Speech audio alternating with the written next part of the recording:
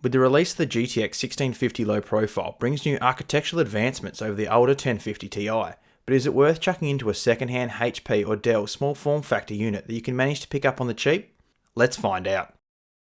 My test rig for this experiment is a HP Z210 small form factor workstation with an i5 2500 quad-core CPU, 8GB worth of mismatched 2GB sticks of RAM, a 240W HP OEM power supply, a 1TB Hitachi 7200 RPM hard drive hidden underneath, and for a bonus, you get a CD/DVD drive if you want to watch a few movies.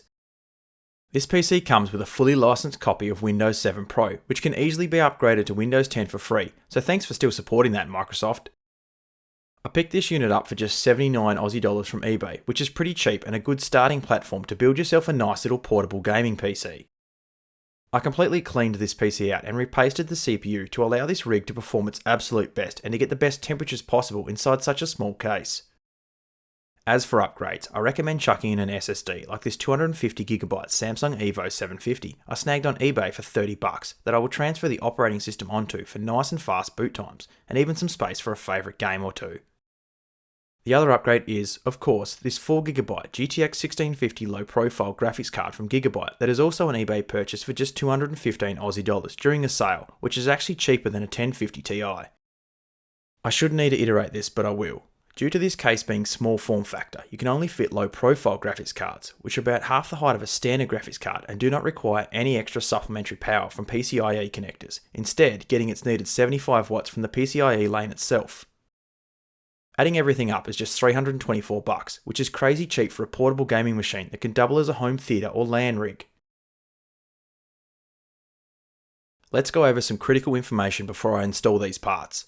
The recommended minimum wattage power supply for this GPU is listed as 300 watts by Nvidia, and personally I would recommend that as well, but it is possible to run this graphics card at full capacity with the 240 watt unit I have in this case.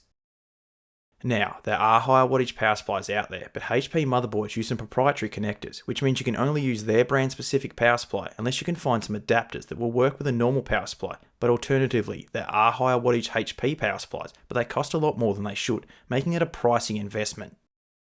In summary, be warned, if you choose to go this route and use a graphics card like the 1650, you'll be using the full wattage of your power supply at times when doing intensive tasks such as gaming, which can degrade the lifespan of your power supply or even outright damage it, which could cause issues with other components as well.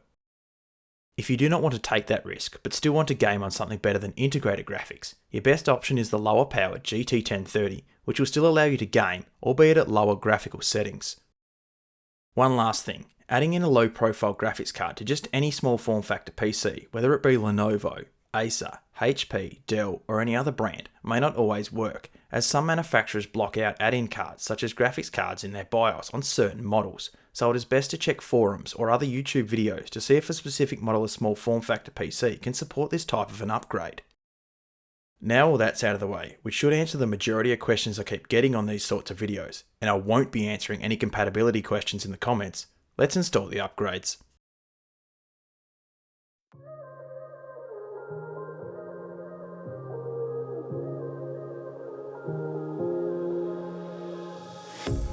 A pair of jeans, a shirt or two. We didn't pack as if we weren't going back. It doesn't matter if it's true. I've got a feeling love will give us what we lack. The world is waiting up. The world is waiting half a step beyond our door. Yeah. And if it's not enough, I wanna see the stuff the world has got in store.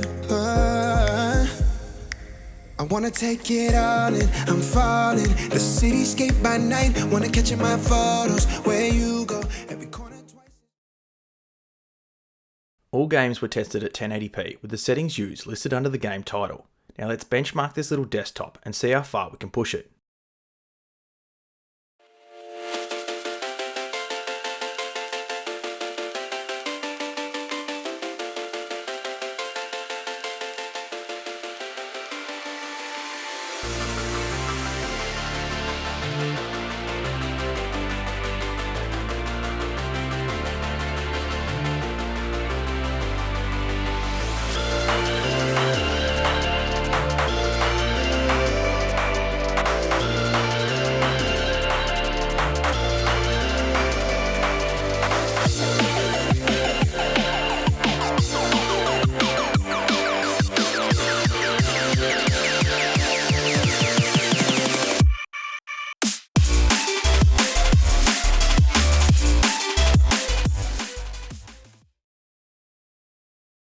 A few other tests I like to run is a Cinebench R20 stress test in which the system received a score of 976, and a 1 minute 4K 60fps DaVinci Resolve render in which it rendered the video out in 7 minutes and 18 seconds, which isn't exactly great, so maybe stay away from intensive edits on a machine like this.